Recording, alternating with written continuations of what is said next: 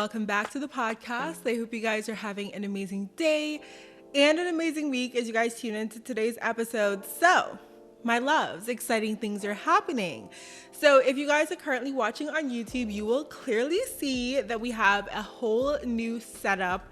I am so excited for this setup. I hope you guys are just as excited as I am and you're into it. I feel like it's giving, I don't know, it's sort of like a mix between like, I don't know, what would this be, like tropical glam of some sort? We have the pink couch. For those of you guys that are tuning into just the podcast audio version, let me set the scene for you guys, okay? So we have this pink couch, a pink velvet couch, okay?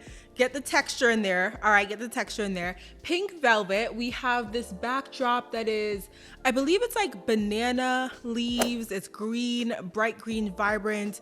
On the couch, I have two pillows. One that is directly behind me, so it might not be showing up in the YouTube video, but it is a black and white striped cushion with yellow tassels. I also have a bright yellow tassel cushion that you guys definitely saw in my first apartment tour, my last apartment. If you guys saw that video on YouTube, you saw that was in my like mudroom situation. We had those cushions there.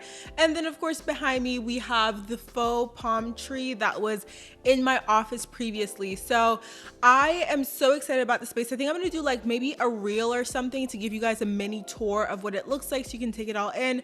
I still need some sort of table for this area. Right now I'm using my old bedside table as the table stand to hold up my laptop and my new mic setup.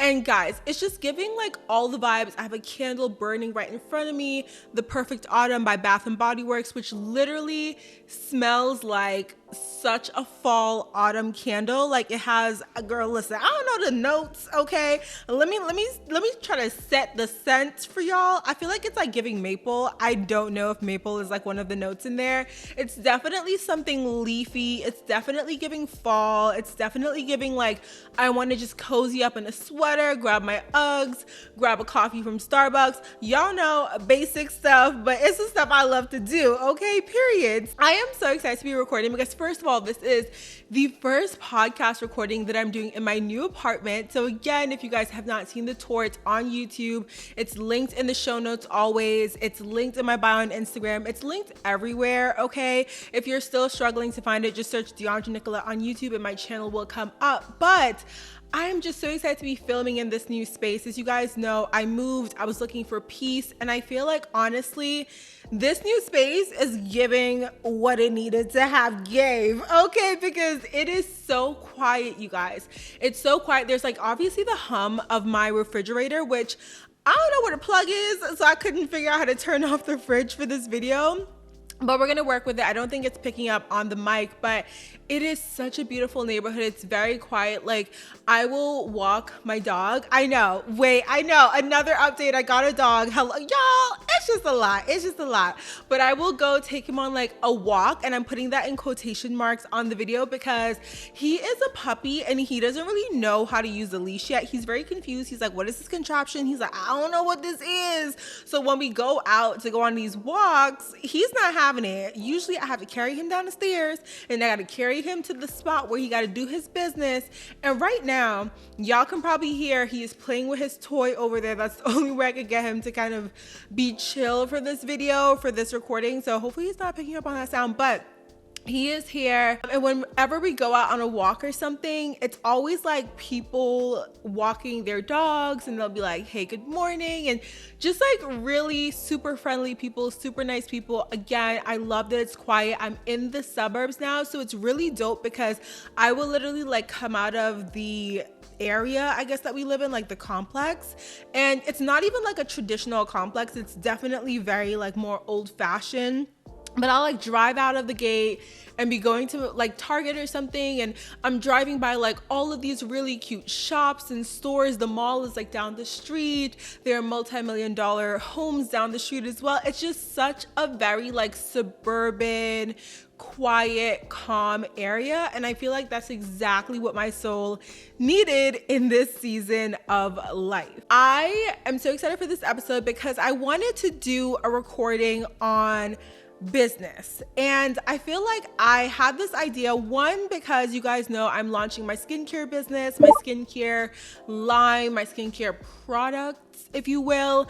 October 1st, the official launch date. I literally have so much left to do that I'm like kind of panicked that I announced that as a launch date, because I'm like, girl, you got a whole bunch of stuff to do, including make the product, LOL. But I was inspired because as I was planning for my launch, and then also as I was having conversations with you guys on Instagram, I realized that there are so many of you that aspire to start your own business. There's so many of you that have already started your business and you're kind of looking for some unconventional tips, and maybe these aren't going to be super unconventional, but you're looking for advice on how to really go into business in a very smart way, how to really scale your business over time, how to actually make it something where you're building a legacy, you're building an asset for yourself, for your future family, for upcoming generations of your family. So I definitely wanted to film a video basically, and a podcast episode, obviously, just talking about different business tips that I think are really important to understand and recognize at the inception of your business. I have 5 different tips to talk you guys through today. Let's go ahead and dive into the tips now that we've kind of like caught up with what's happening with me on this end. And yeah, let me know on Instagram, or if you're watching on YouTube, make sure to let me know in the comments on YouTube which tip is your favorite. Don't forget to give the video a thumbs up. Of course, y'all know the YouTube algorithm. Okay, don't play me. Okay, give me a thumbs up and subscribe to my channel if you're new, or if you have been watching my videos and you're like, oh, I don't know if I should subscribe. Girl, listen, just hit that subscribe button, okay? You're gonna like the content, period. So tip number 1, I have my phone here, so looking at my notes. But tip number 1 is to have a separate bank account or business credit card.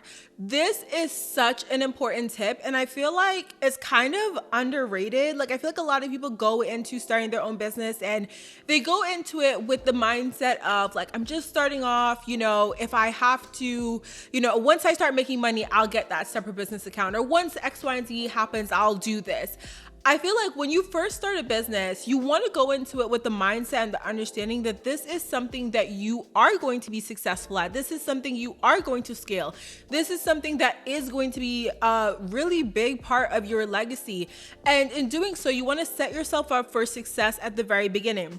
A lot of people will teach you about starting an LLC, about doing all that sort of like legal formation stuff, which I do think is really important. However, I also feel like with the LLC stuff, even that you can kind of hold off. You don't necessarily need to go into an LLC right away.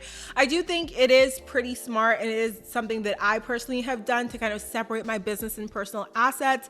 But I also recognize that that's typically a step that some people don't understand. Maybe you want to speak to an accountant, or you want to speak to a lawyer to really understand how to set up your business entity depending on what state or country you're in.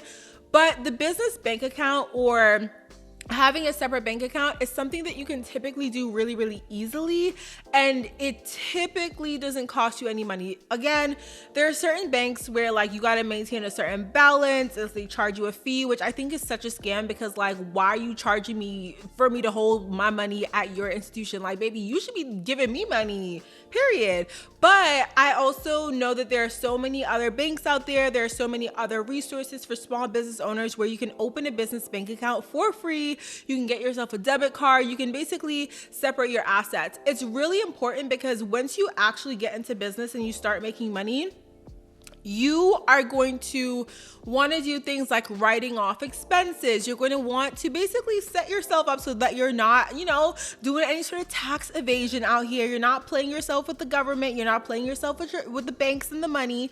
And in order to really like separate your business expenses in a very black and white way, and like the easiest way really is to have a separate business bank account, so that you know whenever you swipe this card, whenever you have something charged to this card, you know it's going to be a business expense, whether it's a business lunch, whether it's business supplies, whether you are paying for your website hosting, whatever it is, you know that when you use that card, it is something for your business. So when tax season comes around, when it's time for you to actually report your income and report your expenses, you can really easy look through that and categorize. Obviously, there are different resources. There are also things such as accounting software where you can actually go in and tag things as the specific expenses they are, and that can help you keep track of things easier. But just in case you don't have accounting software right now, or maybe you're not going to use an accountant in your first year of business, which I don't think you have to, honestly. I feel like your first year of business, unless you're making a ton of money right away, you can typically do it yourself. I've done it myself. But the business bank account, personal bank account separation is one, like I said, that I feel like I don't hear a lot of people talking about, and it's so important. I'm not trying to have y'all be out here mixing up personal money and business money, because then it gets really muddy. Then you're spending money and the money might not be your money because it's the business money that should be going back into the business. And you really want to make sure that you have some sort of real good separation between business and personal. So my second tip for you guys, that is something that I don't really hear a lot of people talking about. Okay, maybe I hear it, but I don't know. I feel like I don't hear it enough. That's what I should be saying. I don't hear these things enough. So my second tip is to create a marketing strategy that extends past social media. So hear me out, y'all. Hear me out. I know that social media is huge for us. A lot of times, and I've done this myself, okay? A lot of times when you start a business, you create an Instagram, you create a Facebook page, you create a Twitter, a TikTok, a Pinterest, all these different social profiles that we have access to that take literally less than 5 minutes to create a profile on.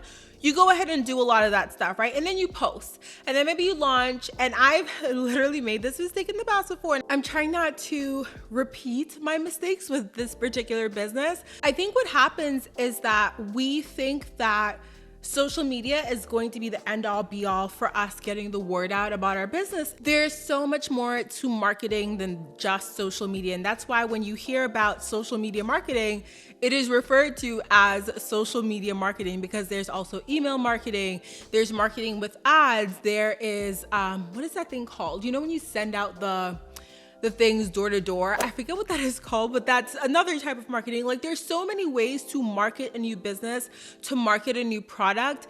And although social media is a really big factor, a really big important piece of that marketing, because of course, you have access to all these different users on each profile, or on each platform rather, social media isn't your end all be all. So whenever you're thinking about marketing a new business, you need to really think about where your customers or your clients are going to be.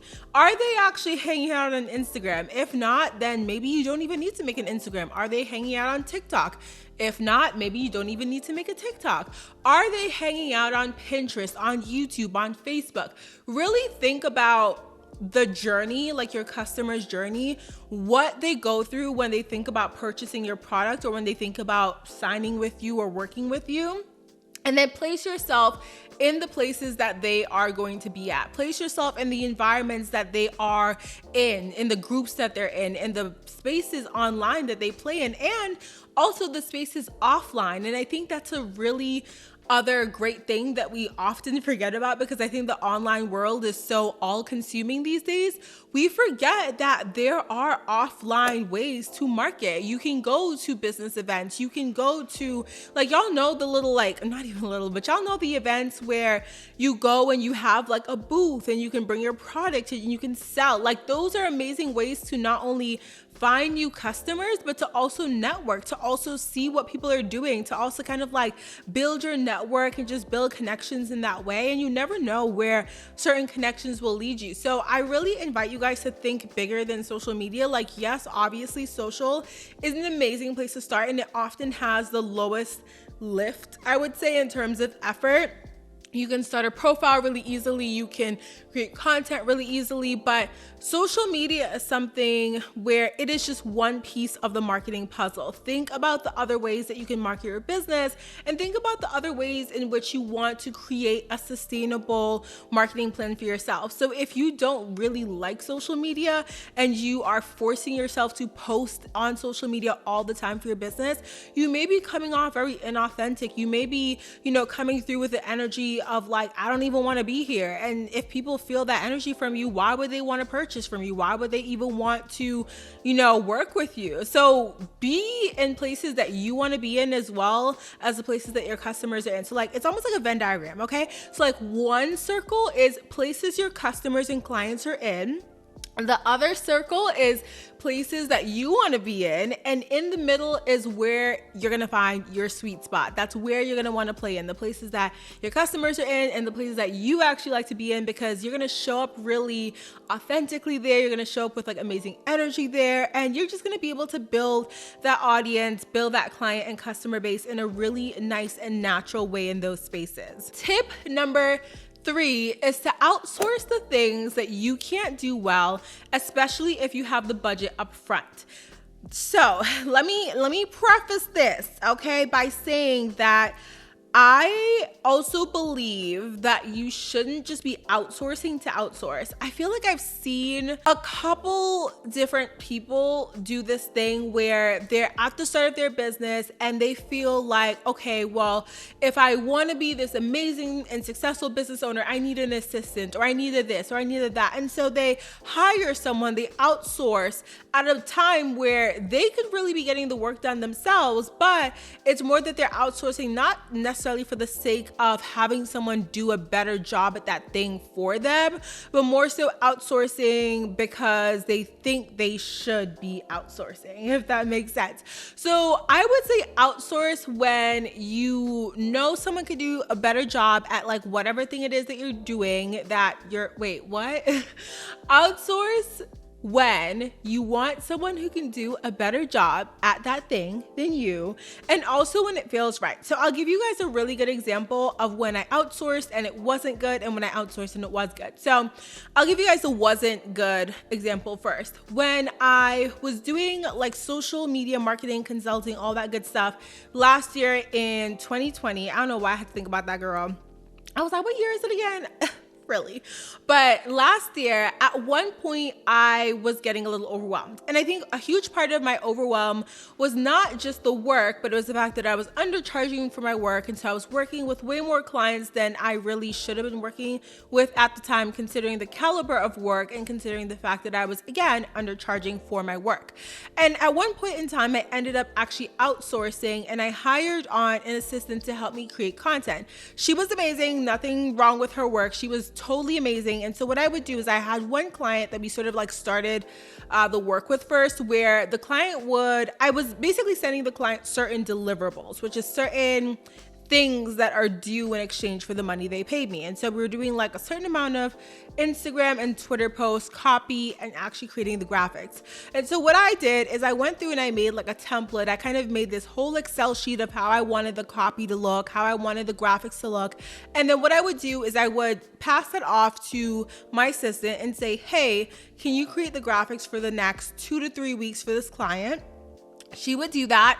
I would look it over. Once I looked it over and basically it looked good, I would go ahead and send that off to the client. So basically it cut my work down from, a few hours for that client to maybe 1 hour max, because all I was really doing was looking over her work, compiling it into a deck that I like to put together for clients and sending it off to the client. This process worked really well, but I would say this was a bad example of outsourcing because I could have definitely handled my entire business differently at the time. Like, again, if I had raised my prices, worked with clients that could afford the prices that I actually wanted to command, and had I been able to kind of like lower my workload in that way, I could have actually made more money doing less without outsourcing or without giving away some of my profit and my money at the time, if that makes sense. Versus recently, a great example of outsourcing for me was when I was actually designing the packaging for my skincare brand, Oil House, which means oil house. It's just, well, the only word that is in a different language is the French word for oil. But I was actually outsourcing the package creation because I had done like design and stuff before and design packages before, but I knew that the type of package I wanted someone who had done product package design before, someone who had that experience, especially within the cosmetic and skincare industry. So I went on a search, I found someone who actually had that experience that I wanted, and I outsourced. So I basically paid them a couple $100 for one set of 3 packages. The reason why it was a little bit cheaper was because the packages are basically all the same, except the color just changes and the name and the ingredients change, but everything is basically the same other than that. And I had someone design this package for me. This was an amazing example of outsourcing because, one, they were able to design a package that I just could not have come up with if I sat there and tried for hours. 2, they were able to do it quickly because this was their area of specialty, and it wasn't necessarily something like social media content creation or copywriting that I am also, capable of doing myself, but it was something like design in Adobe Illustrator that I'm not as familiar with. And then 3, it saved me a lot of time. So I paid them a couple $100. I have this design that I can reuse and reuse and reuse for the rest of my time with my company. And then next time when I want another package like this, I'm sure that I can probably work with the same person and just pay a little bit less if I want the same type of package, but maybe a different color design, a different product title, etc. So really, when you're outsourcing, just think about the things that you can do. Think about what's in your strengths and what's not in your strengths, and outsource the things that are not part of your strengths. The best CEOs, the best leaders, the best people that are at the top, quote unquote, are the people that can actually see where they excel and where they struggle, and they can hire people to help with the things that they typically struggle with, because that's what's going to help you scale. That's what's going to help you build that company. That's what's going to help take you to the next level. You can't do it all alone. And sometimes it's not necessarily that, we're talking about having an entire team and being able to pay payroll for 20 different people. Sometimes we're simply talking about taking a couple $100 and investing in someone to help you with strategy, taking that money and investing in someone to help you with design, taking that strategy and investing in someone who can help you make templates for your social so that you have a template you can recreate over and over and over again that looks really clean, really simple, really seamless. So when you're starting off, think about those things. Don't rush into outsourcing, but definitely have that in the back of your mind, especially as you are working through it, because obviously at the start of the company, your company, you are wearing all the hats. You're basically the person doing all the things. Unless you're going into business with other people, you're typically doing everything on your own. So think about where you excel, where you struggle, and where you can outsource and have someone help you do it much better. Okay, my next tip is to think about your big vision for your business, okay? And basically tunnel vision it. I love this strategy because I feel like sometimes when we start a business or we start a company, we start a thing, like I said, we're doing all the things. We're playing all the parts. We're the marketer, we're the content creator, we are the SEO strategist, we're the website designer. We're doing all of these different things, and it can get very overwhelming. And oftentimes, because you're working in the business, you're working in the weeds, you can forget what the big vision is. So what I love to do is come back to that big vision. Where do I see this going? What do I really want to do with this company? What's my main goal? And for some people, it may be a revenue goal. For other people, it may just be a goal of the mission and the values of the company. For others, it may just be a vision of the type of lifestyle you want to live as a result of owning and having your company. But always come back to that. It's sort of like your why. When people talk about, remember your why. When things get hard, remember your why. It's a similar thing. You want to remember what your big vision is. You want to remember what you're really working towards. That way you can make sure all of your tasks, all of your everything that you do in your business aligns back to that big vision. If you were ever doing something and it's not aligned, you got to ask yourself, okay, is it worth it to spend the time, the money, the effort on whatever this thing is that I'm doing? Is it actually going to propel me towards that big vision?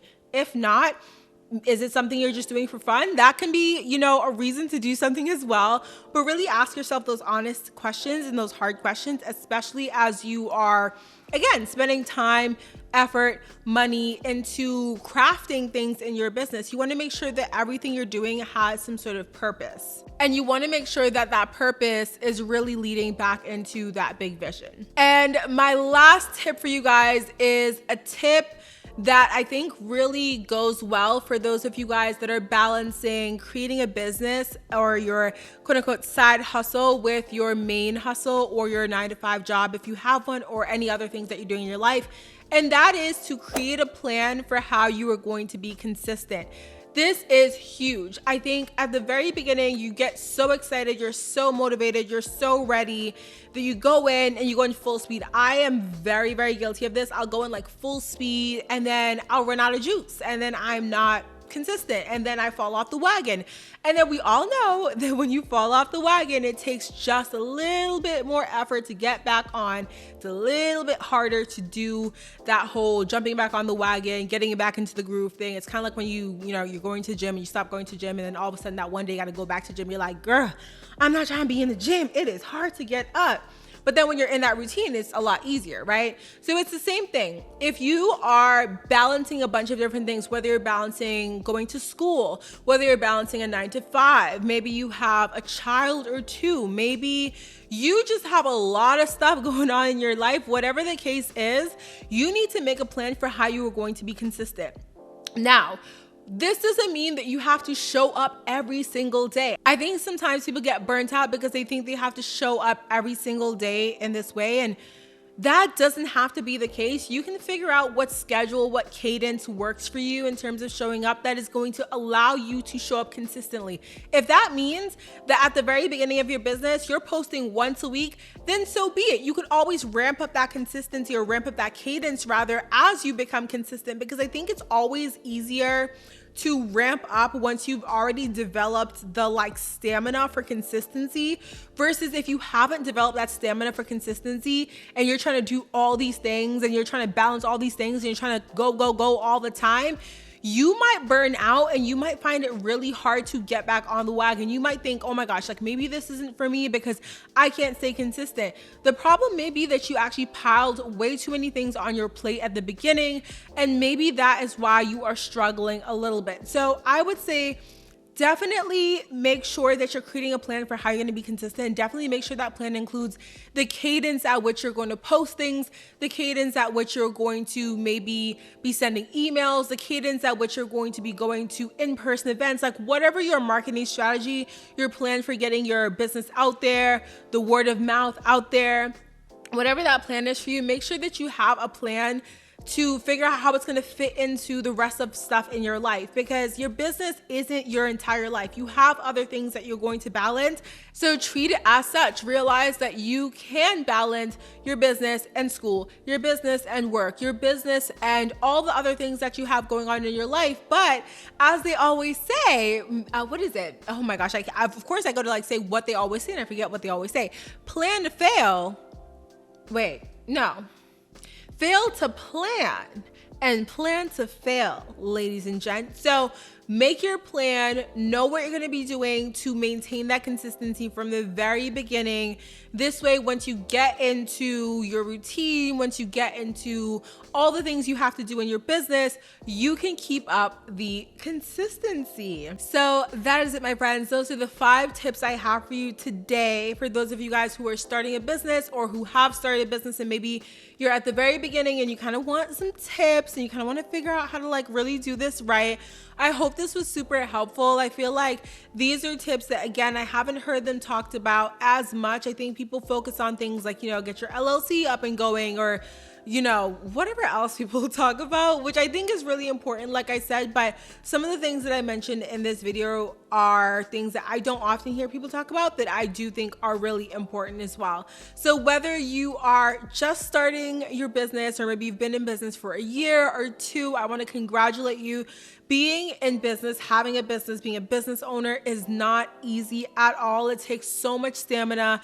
It takes so much mental strength really to keep going and to keep producing content, to keep producing products, to keep pushing forward to make your dream come true. And you are an amazing person if you choose to go down that path, and if you choose to have a business, especially if you are balancing your business with other things, which we all are. Because even if you are a full-time business owner and you're not at a 9-to-5, you're still balancing business ownership with other things that you have going on in your personal life. So I want to commend you. I want to say congratulations on being that business owner, on having that business, and on doing the damn thing. Okay.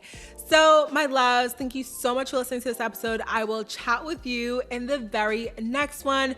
Don't forget to check out the YouTube channel if you want to see the new backdrop and the new setup situation. Make sure to subscribe or follow or whatever the thing is. I feel like I can't even do a proper call to action for the subscribe, because it's on Spotify, it's follow. On Apple, it's I think it's follow now on Apple. Y'all, I don't know. But thank you so much for being here. I appreciate you, my loves. I will chat with you in the very next episode.